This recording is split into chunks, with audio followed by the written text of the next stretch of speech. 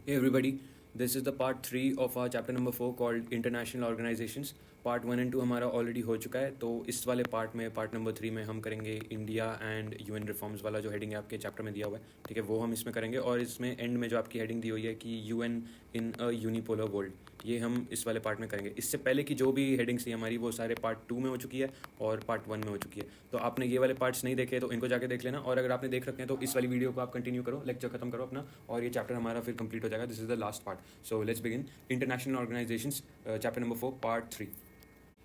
Now will start with the areas of support and the areas of concern. ऐसे कौन से areas हैं जहाँ पे इंडिया यूएन को सपोर्ट करता है? तो इंडिया सपोर्ट्स की यूएन शुड बी स्ट्रेंथन्ड, ठीक है। यूएन की जो पावर है वो बढ़नी चाहिए इंडिया के अकॉर्डिंग। उसमें एक न्यू जान डलनी चाहिए जिसको हम बोलते हैं रीवाइटलाइजेशन। यूएन में न्यू जान डलनी चाहिए, ठीक है। India supports an enhanced role of UN. Enhanced role यानी यूएन का जो रोल है वर्ल्ड स्टेज में आपके ग्लोबल अफेयर्स में वो इंक्रीज़ होना चाहिए, ठीक है। इंडिया उसको सपोर्ट करता है इंडिया के अकॉर्डिंग कि यूएन इज़ वेरी इंपॉर्टेंट, तो उसको अपना जो पार्टिसिपेशन है वो बढ़ाना चाहिए। इंडिया के अकॉर्डिंग जो डेवलपमेंट एजेंडा उसको यूएन को और सीरियसली लेना चाहिए और उसमें और अपना पार्टिसिपेशन बढ़ाना चाहिए। उसमें यूएन को अपना सीरियसनेस उसमें दिखानी ज़्यादा चाहिए।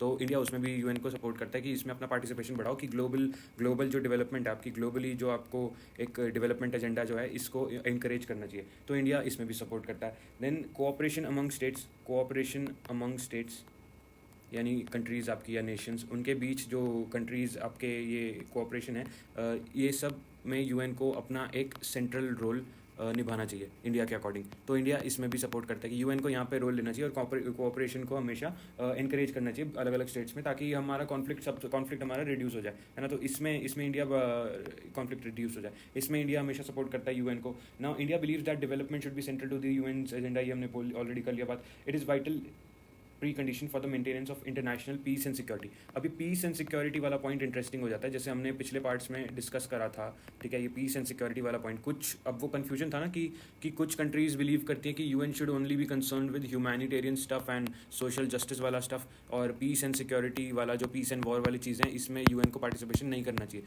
ये कुछ कंट्रीज बिलीव करती हैं, इंडिया इसके फेवर में नहीं है। यानी हमें इस पॉइंट से क्या पता लग रहा है कि इंडिया सपोर्ट्स की ये जो peace and war and security वाला जो ये हमारी टॉपिक्स हैं, इसमें यूएन को अपना पार्टिसिपेशन दिखाना चाहिए। तो इंडिया इसके फुली फेवर में कि ये सब में आप अपना रोल बढ़ाओ, ठीक है, अपना रोल को इंक्रीज करो आप यूएन को।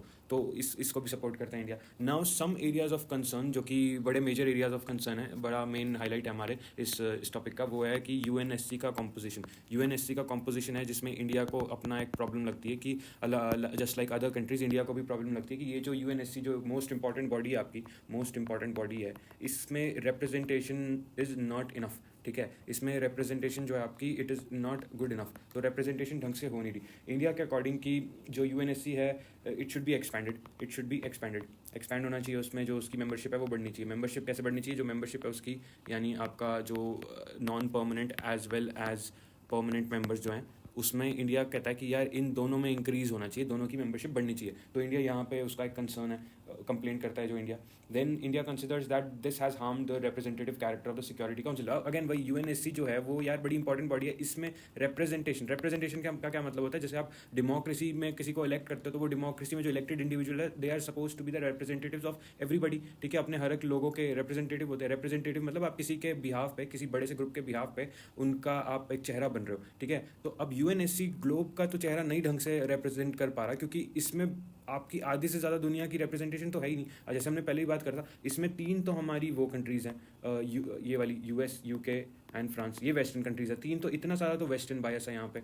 फिर इसमें कौन सी है वेस्टर्न बायस, वेस्टर्न फेवर यानी इसमें, और इसके अलावा और कौन सी है? चाइना एंड रशिया, ठीक है। तो यार यहाँ पे ना आपका एशिया में बेरली, चाइना के अदर देन चाइना इसके अलावा कोई भी नहीं है एशिया से। फिर आपका अफ्रीका हो गया, उधर से कोई नहीं है। फिर आपका साउथ अमेरिका हो गया, उससे भी कोई नहीं है। तो यार आपकी रिप्रेजेंटेशन हो कहाँ रही है? कहीं से भी नहीं हो रही। ऊपर से सबसे ज़्यादा आबादी वाली कंट्री कौन सी है? इंडिया है ना। इंडिया की इतनी हाई वो है, अपनी आबादी है, और इसके बारे में यार इसको, इस बेचारी कंट्री को कुछ इंपॉर्टेंस मिलती नहीं है, इसको बस साइड करा हुआ है। तो वो भी इंडिया का कंसर्न है कि रिप्रेजेंटेशन तो हो ही नहीं। It also argues that the expanded council with more representation will enjoy greater support from the world community, ठीक है। इंडिया के अकॉर्डिंग कि अगर ये रिप्रेजेंटेशन बढ़ाई गई अपना यूएनएससी में, तो जो वर्ल्ड कम्युनिटी है वो यूएन को ज़्यादा अपना सपोर्ट शो करेगी, ठीक है। यूएन का सपोर्ट जो है वो बढ़ेगा, उसकी क्रेडिबिलिटी भी बढ़ेगी, यूएन की जो क्रेडिबिलिटी है, क्योंकि यार अब उसमें प्रॉपर रिप्रेजेंटेशन हो रही है ना। अब उनको एक ये स्टेप चिल्ड्रन जैसा स्टेप, आप साइड लाइन नहीं फील होंगे, ठीक है। साइड लाइन फील नहीं होगा आपको कि यार हम तो ऐसे ही छोटी मोटी कंट्रीज है, हमारी तो रिप्रेजेंटेशन हो ही नहीं है। तो वैसा फील जो एलियनेशन है ना, एलियनेशन की अलग कर देना,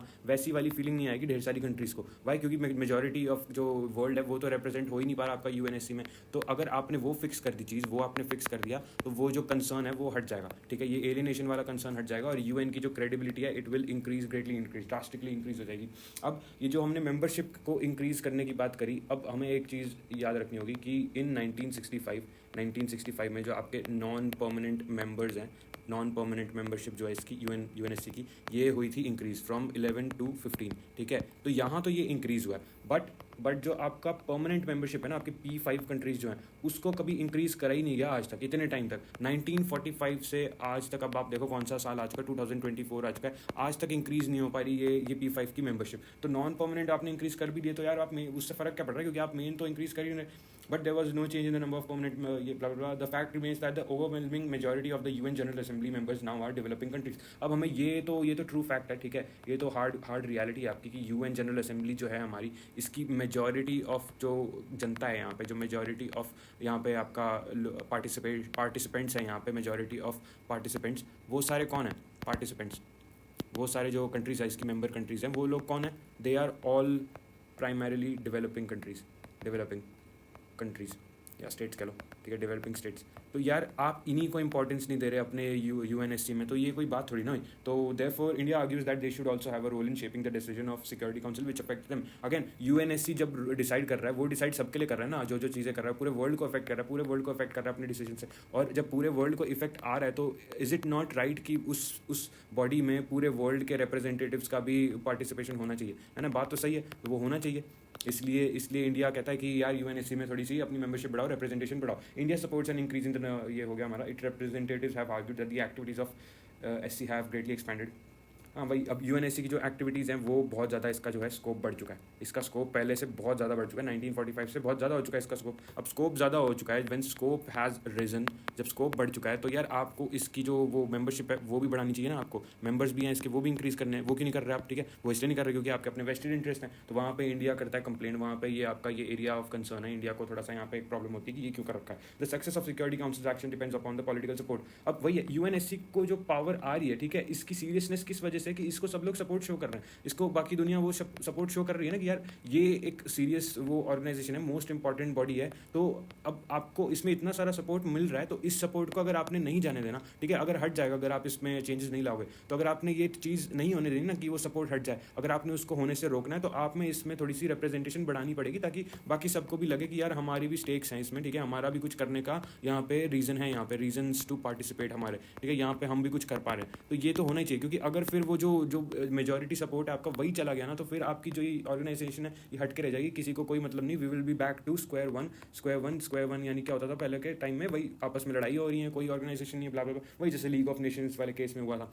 तो ये नहीं होने देना हमने। The success Any plan for restructuring of Security Council should therefore be broad based. For example, the SC should have more developing countries. ठीक है, ये हो गया. Not surprisingly, India also wishes to be a permanent member in a restructured UN. अब हमारा next point आ जाता है, ठीक है, थर्ड वाले हेडिंग पे आ जाते हैं हम, justification for India's candidature for permanent UNSC membership. अब इंडिया को खुद भी लगता है कि यार India is a good candidate for P5 membership. Good candidate for P5. जो P5 आपका जो ये बॉडी है, इसकी मेंबरशिप के लिए इंडिया को लगता है यार मैं भी एक गुड रिप्रेजेंटेटिव हूँ। Why? Because 1/5 of the world's population, 1/5 of the globe's population कहाँ पे है? इंडिया में लाई करती है। आप इतनी ज़्यादा बड़ी कंट्री हो, बिगेस्ट पॉपुलेशन, ठीक है, उसको आपने रिप्रेजेंटेशन दे नहीं रखी, आप ऐसे एक्ट करते हो जैसे वो एग्जिस्ट ही नहीं करता। ये कोई बात हुई?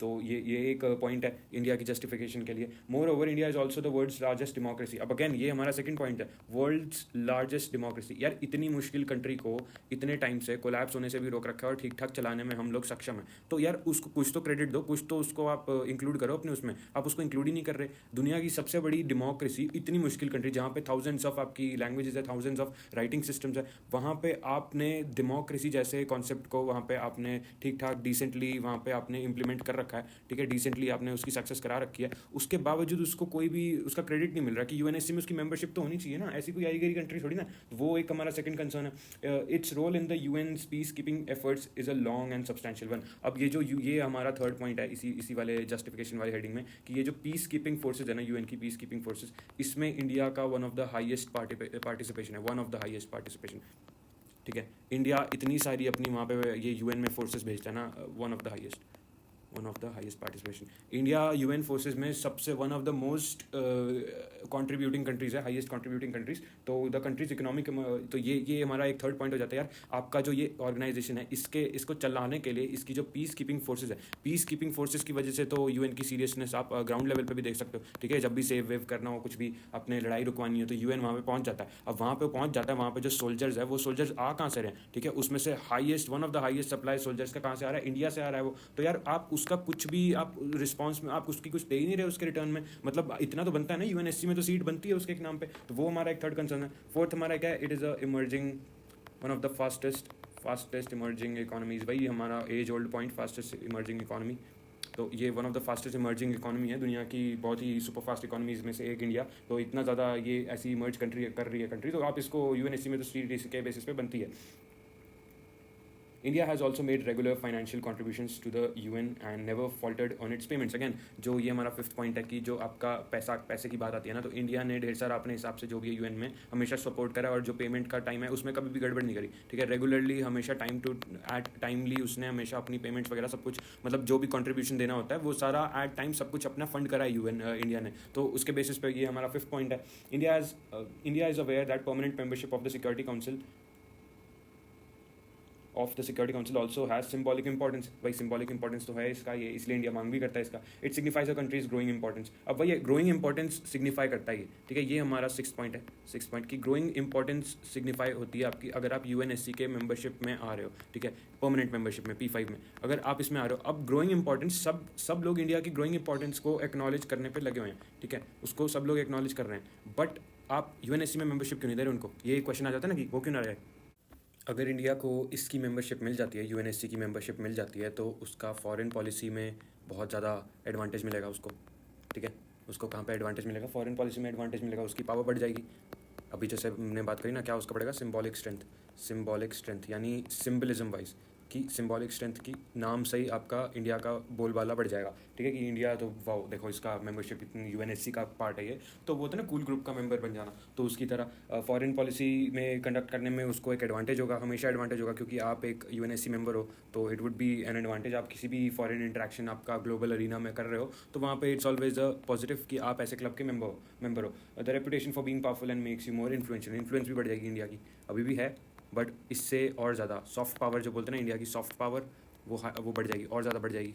तो सॉफ्ट पावर मतलब कि आपके नॉमिनल बेसिस पे ही, नाम के बेसिस पे आपका बहुत ज़्यादा एक अच्छा गुडविल आ जाता है, ठीक है। गुडविल आपको एक्चुअल में कुछ फिजिकली कुछ वहाँ पे इम्पैक्ट डालने की जरूरत नहीं हो रही कि मटेरियल वाइज आपके जो गुड रिलेशन हैं उस सब से ही आपकी जो क्रेडिबिलिटी है उसी से आप अपनी स्ट्रेंथ बहुत ज़्यादा बढ़ा देते हो, उसको बोलते हैं सॉफ्ट पावर। और अगर आपने यूएनएससी का आपको टिकट मिल गया, इसका परमानेंट मेंबरशिप मिल गया आपको, तो आपकी soft power will also greatly rise. तो ये this would be an advantage. Now despite India's wish to be a permanent veto wielding member of the UN, some countries question its inclusion. अब India कहता है कि यार मुझे membership इसकी मिलनी चाहिए, ठीक है, बट फिर इसका भी काउंटर होगा, हमें इसका भी काउंटर मिलता है। काउंटर कैसे मिलता है? ढेर सारी कंट्रीज हैं हु डिसअग्री, इंडिया से डिसअग्री करती है कि इंडिया को तो हम ये नहीं मिलनी चाहिए मेंबरशिप। इसमें हमारे सबसे अच्छे कमाल के दोस्त पाकिस्तान का नाम सबसे टॉप पे आ जाता है, ठीक है, कि वो कहता है नहीं, इंडिया को तो हम देने नहीं देंगे, इंडिया को मेंबरशिप नहीं मिलनी चाहिए। Pakistan with which India has troubled relations is not the only country. अब सिर्फ पाकिस्तान ही नहीं है जो कि इंडिया के सपोर्ट के अगेंस्ट है ये, ठीक है। इंडिया के अगेंस्ट जो है कंट्रीज, वो सिर्फ पाकिस्तान ही नहीं है कि वो कहते हैं कि इंडिया को नहीं मिलना चाहिए, और भी कंट्रीज है जो कि इंडिया के इस सपोर्ट के लिए मतलब वो सपोर्ट नहीं शो करते इंडिया को यूएनएससी की परमानेंट मेंबरशिप के लिए। For instance some countries are concern about India's nuclear weapon capabilities. अब इंडिया का जो है न्यूक्लियर वेपन कैपेबिलिटीज़ जो है ये यहाँ पे एक प्रॉब्लम आ जाती है। आपकी बुक में ज़्यादा इस पर एक्सप्लेनेशन नहीं दी हुई है, बट इसका एक जो एक्स्ट्रा कॉन्टेक्स्ट है ना वो ये है कि इंडिया ने कुछ न्यूक्लियर वेपन जब भी आप पोजेस करते हो ना तो आपको कुछ ट्रीटीज साइन करनी पड़ती है। फॉर एग्जाम्पल आपका NPT, non proliferation treaty, I mean, तो ये सब टाइप की चीज़ें साइन करनी पड़ती है जिसमें इंडिया ने साइन नहीं करा हुआ, सिर्फ अपने गुडविल के बेसिस पे उसने एक तरह का एक्सेप्शन लिया हुआ है कि यार मुझे दे दो तुम लोग, अदरवाइज रूल के अगेंस्ट है ये, अदरवाइज आपको मिलता नहीं है न्यूक्लियर कैपेबिलिटी अगर जब तक आप ऐसी चीज़ों पे साइन ना करो। तो इंडिया ने नहीं करा हुआ, उसके बावजूद इंडिया न्यूक्लियर कैपेबिलिटी रख के बैठा हुआ है। बहुत ही फ्यू कंट्रीज है जो कि ऐसा एडवांटेज लेके बैठी हुई है, India being the top one. India ने हार्डली कुछ ऐसी चीज़ों पे साइन करा, स्टिल उसके पास ये है। तो ढेर सारे लोग इस पर क्या शो करते हैं, इस पर डाउट शो करते हैं, इंडिया को क्या मिलनी चाहिए, इसे साइन तो करानी, तो फिर ये किस बात का मतलब, खुद ही ये रूल्स ब्रेक कर रहा है तो फिर कहाँ से UNSC का मेंबर बनने का वो दिया है ना। तो वो भी एक अच्छा मतलब पॉइंट तो है उसमें, बात में दम तो है। Now yet others feel that if India is included, then the emerging powers will have to be accommodated, such as Brazil, Germany, Japan, perhaps even South Africa, whom they oppose। अब कईयों को लगता है कि यार चलो इंडिया को कर भी लिया इंक्लूड, उनको वो कहते हैं कि चलो ठीक है इंडिया से कोई प्रॉब्लम नहीं है, उनको कर भी लिया इंक्लूड, बट इसमें क्या प्रॉब्लम आ जाता है, इसको करा ना इंक्लूड तो सिमिलर स्टैचर की जो दूसरी पावर्स है ना, जैसे जर्मनी हो गया, आपका ब्राज़ील हो गया, या फिर आपके ये साउथ अफ्रीका हो गया, जापान हो गया, आपको फिर इनको भी इंक्लूड करना पड़ेगा UNSC में। उसका क्या, ठीक है, क्योंकि फिर अब आप इन सबको इंक्लूड करोगे, फिर इनके साथ इनकी भी अब अपनी अपनी कंट्रीज़ की अपनी अपनी प्रॉब्लम्स होती हैं, तो अब आप हर किसी की प्रॉब्लमैटिक कंट्रीज होंगी, वो कैसे सपोर्ट शो करेंगी। सपोज करो कोई कंट्री जापान के साथ उसकी दुश्मनी है, ठीक है, चाइना हो गया फॉर एग्जाम्पल, या इवन साउथ कोरिया हो गया। अब may be south Korea India के सपोर्ट में होगा, ठीक है, वो इंडिया को सपोर्ट करता है कि ठीक है तुम्हारी परमानेंट मेंबरशिप होनी चाहिए, बट अगर इंडिया को मिलेगा तो फिर कहीं बात आएगी कि जापान को भी मिलना चाहिए, जर्मनी को भी मिलना चाहिए, और अगर जापान को मिलेगा तो फिर साउथ कोरिया कहेगा यार अब मैं सपोर्ट नहीं कर सकता क्योंकि ये तो मेरा थोड़ा राइवल कंट्री है, हमारी रिलेशन अच्छी नहीं है, क्योंकि मैं जापान को नहीं सपोर्ट कर सकता तो मैं इंडिया को भी नहीं सपोर्ट करूंगा फिर, क्योंकि इंडिया को होने से ही तो जापान को भी मिल रहा है वो, तो इससे अच्छा कि यार किसी को नहीं मिले। तो ढेर सारा एक ये भी प्रॉब्लम्स आ जाता है। There are those who feel that Africa and South America must be represented in any expansion of the permanent membership. अब ढेर सारे लोगों को ये भी कंट्रीज को लगता है कि यार इंडिया ही ऐसा क्या, इसमें क्या ऐसी स्पेशलिटी है जो इसी पे इतना ये आप अपना ये स्पेशल वो एक बिहेवियर इंप्लीमेंट कर रहे हो कि इंडिया में ऐसी क्या बात होगी, अगर आप इसको दे रहे हो तो अफ्रीका वगैरह का क्या, अफ्रीका का तो कोई भी रिप्रेजेंटेटिव नहीं है, उसको नहीं मिलना चाहिए। इज इट नॉट मोर वर्दी कि अफ्रीकन कोई कंट्री होनी चाहिए, या फिर साउथ अमेरिका से भी कोई कंट्री नहीं है, तो इज इट नॉट रीजनेबल कि साउथ अमेरिका से हमारा कोई न्यू मेंबर होना चाहिए। एटलीस्ट UNSC में हमारा एशिया से एटलीस्ट एक मेंबर तो है, एक मेंबर है चाइना है हमारा, तो कम से कम एशिया की वो रिप्रेजेंटेशन तो हो रही है। तो अब ये क्या बात हुई कि हमें एशिया से ही और मेंबर्स आएंगे because India is an Asian country. इससे बेटर तो ये नहीं होगा कि अफ्रीका या साउथ अमेरिका इन सब से आप मेंबर्स इंक्लूड करो इंडिया से पहले। तो वो बात भी सही है, कईयों को ये लगता है, इसलिए वो इंडिया के सपोर्ट के अगेंस्ट है। Given these concerns, it may not be very easy for India or anybody else to become a permanent member of the UN in near future।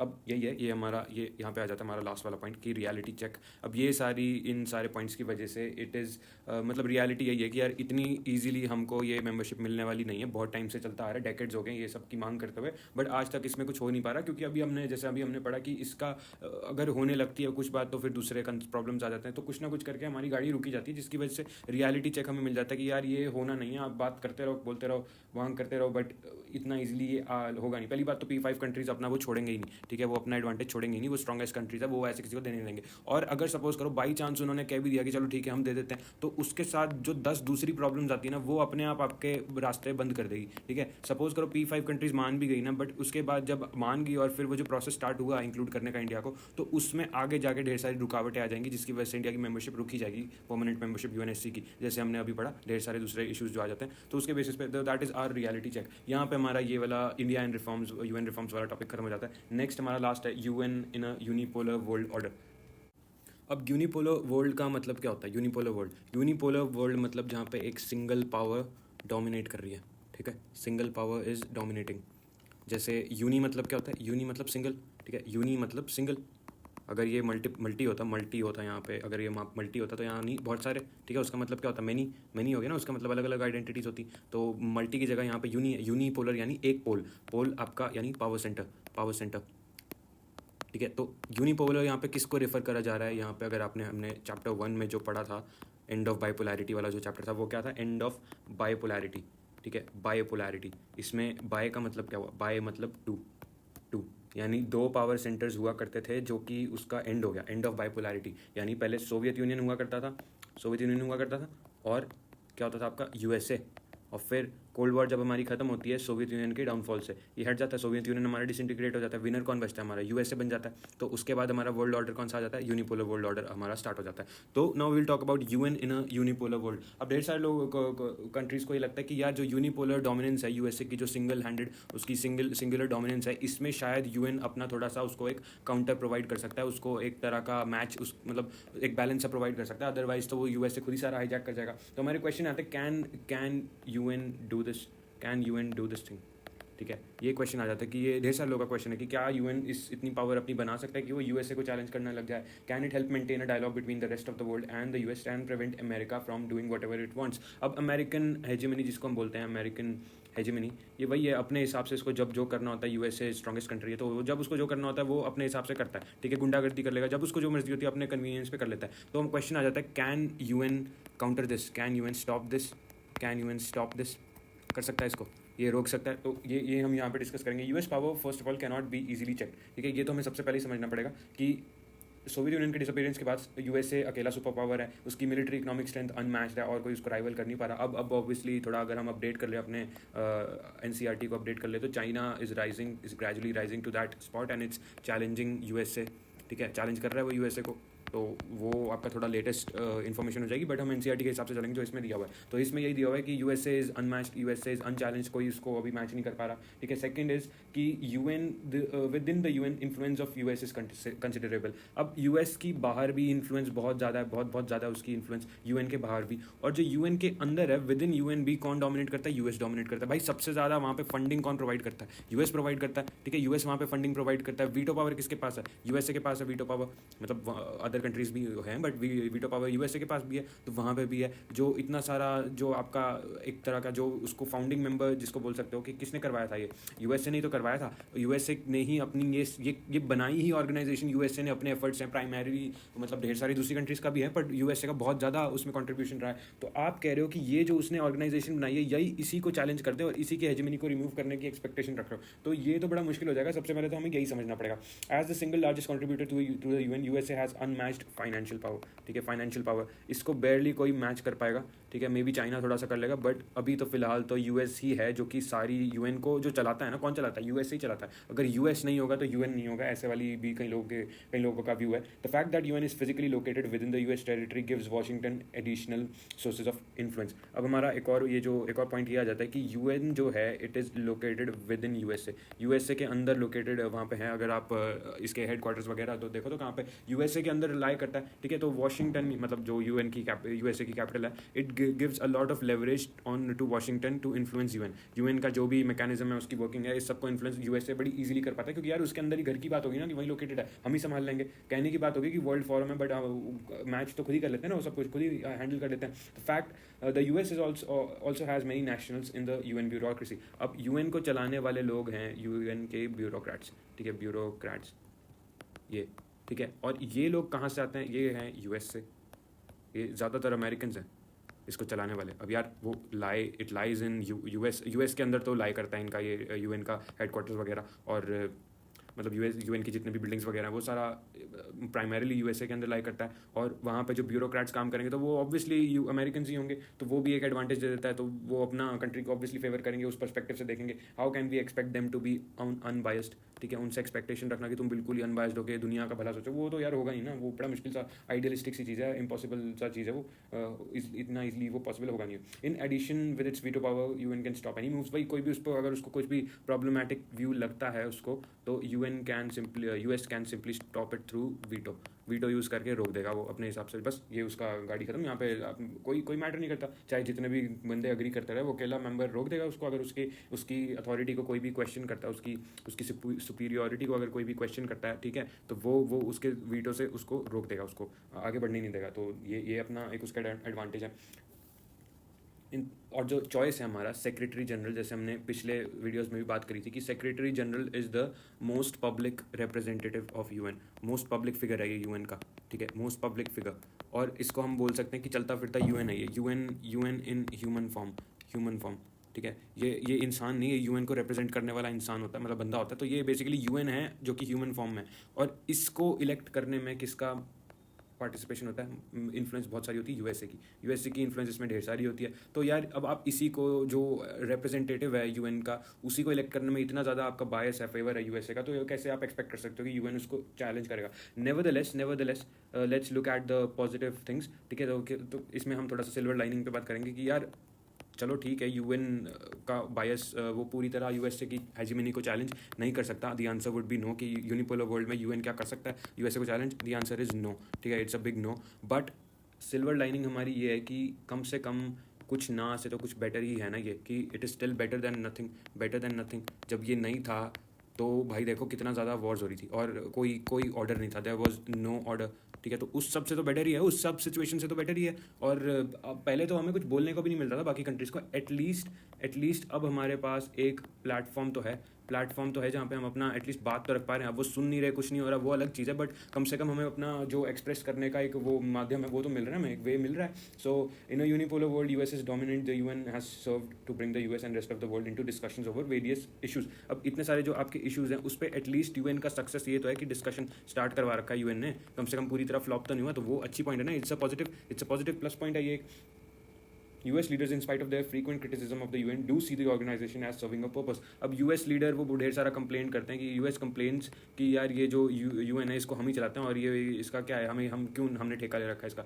But still वो इसको सीरियसली लेते हैं, ठीक है। इस ऑर्गेनाइजेशन की वैल्यू वो समझते हैं कि यार ये ऑर्गेनाइजेशन नहीं हुई ना तो world will go into chaos, ठीक है। बहुत ज़्यादा डिस्ट्रक्शन हो लेगी और बहुत प्रॉब्लम हो जाएगा, फिर तो कोई मैकेनिज्म बचेगा ही नहीं, ऑर्डर आपका रहेगा ही नहीं। तो इवन तो क्रिटिसाइज करते हैं बट वो स्टिल कहते हैं कि हाँ ये होना तो चाहिए और ठीक है हम इसको संभालते रहेंगे। तो ये this would be another plus point हमारा।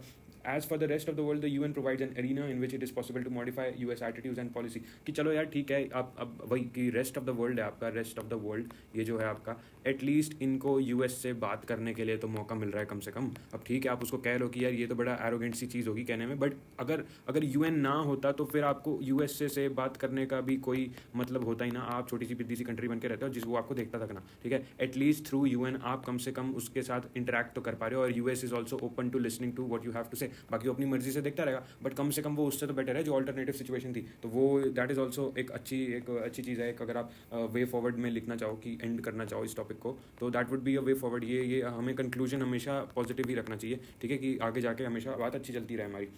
While the rest of the world is rarely reunited against Washington and while it is virtually impossible to balance US power, the UN does provide a space within which arguments against specific US attitudes and policies are heard and compromises and concessions can be shaped. Again कि impossible है वैसे तो कि US को कुछ वो challenge कर दे, but at least US को हम थोड़ा सा क्रिटिसाइज तो कर ही सकते हैं ना यार, जो वो कर रहा है। एटलीस्ट हम ग्लोबल फोरम में वहाँ पे बात तो कर ही सकते हैं, बोल तो सकते हैं अपना। कुछ नहीं तो यार बोलने में क्या जा रहा है, बोल ही लो उसमें। तो वो अनदर पॉजिटिव है कि वहाँ पे हम US के एटीट्यूड को क्रिटिसाइज तो कर सकते हैं, जो कुछ भी आके कुछ भी कर देता है वो। UN is an imperfect body but without a doubt the world would be verse of without it, ठीक है। उसके बिना और ज़्यादा घटिया होगा, वही जो हमने अभी बात करी। Given the growing connections and links between societies and issues, what we often call interdependence, it is hard to imagine how more than 7 billion people would live together without an organization such as UN. अब वही interdependence का concept आ जाता है। हमारा world बन चुका है globalised, हमारा वर्ल्ड है ग्लोबलाइज्ड वर्ल्ड में इट बिकम्स नेसेसरी कि यूएन जैसी ऑर्गेनाइजेशन एग्जिस्ट करे। अगर ये नहीं कराना तो केओस बहुत ज़्यादा बढ़ जाएगा, लैक ऑफ ऑर्डर बिल्कुल ले आएगा आपके, क्या ले आएगा, वो ले आएगा डिस्ट्रक्शन आपके वर्ल्ड में। तो नेसेसरी बन जाता है कि यार इतना जब आपकी अब आबादी, वर्ल्ड की आबादी बहुत ज़्यादा हाई होनी चाहिए। 7 बिलियन तो लास्ट टाइम हमें पता है कि new figure it would soon be 8 billion plus, ठीक है, या 9 बिलियन भी पहुंच जाएगा कुछ टाइम में 2050-55 तक। तो इतनी सारी इट बिकम्स नेसेसरी कि कोई तो ऐसी ग्लोबल ऑर्गेनाइजेशन हो जो इस सारे केओस को मैनेज करे। भाई ये नहीं करेगा तो और कौन करेगा इतने ज़्यादा। अगर ये एक इंटरलिंकिंग चीज़ बन जाता है, अगर ये ना हो ना, यूएन ना सेंटर में हो इस सबके, तो ये सारा डिस्ट्रक्शन जो होगी बहुत ज़्यादा गड़बड़ हो जाएगा, वो सारा केओस में चला जाएगा और सब फॉल कर जाएगा आपका जितना भी ग्लोबल सिस्टम है। People and governments will have to find ways of supporting and using the UN and other organizations in ways that are consistent with their own interests and interests of the international community. अब ये हमारा conclusion है कि चलो यार challenge तो कर नहीं सकता, बट सॉल्यूशन क्या है? सॉल्यूशन यही है कि you will have to find a middle path जहाँ पे आप अपने खुद के सेल्फ इंटरेस्ट को भी आप एज अ नेशन, वो आपके सेल्फ इंटरेस्ट को भी आप अचीव कर पा रहे हो और जो ग्लोबल कम्युनिटी उसमें भी आप उनको भी सेटिस्फाई कर पा रहे हो, ठीक है, ताकि कलेक्टिव बेनिफिट हो रहा है, ठीक है। तो आप यूएसए या चाइना इन सब टाइप की कंट्रीज़ को चैलेंज तो नहीं कर सकते, बट आप एक मिडिल पार्ट ढूंढ सकते हो जहाँ पे आप अपना फ़ायदा भी निकाल पा रहे हो और उनको भी आप उनकी जो अथॉरिटी है उसको टू मच हेजेमोनिक होने से रोक पा रहे हो थोड़ा बहुत, ठीक है, अपने जितने भी छोटे मोटे एफर्ट्स कर पा रहे हो और मैक्सिमम बेनिफिट कर पा रहे हो दुनिया का, क्योंकि वो हमेशा अच्छा होगा, डिजायरेबल होता है, वो फिर सारे लोग सपोर्ट में आते हैं आपके। तो दैट इज़ आवर कंक्लूजन और हमारा चैप्टर यहाँ पे हो गया एंड, हमारा ये चैप्टर नंबर 4 यहाँ पे एंड हो गया। अब हम चैप्टर नंबर 5 पे मूव ऑन करेंगे, which is security in contemporary world. तो उस पर आ जाओ, ठीक है। Thank you, bye.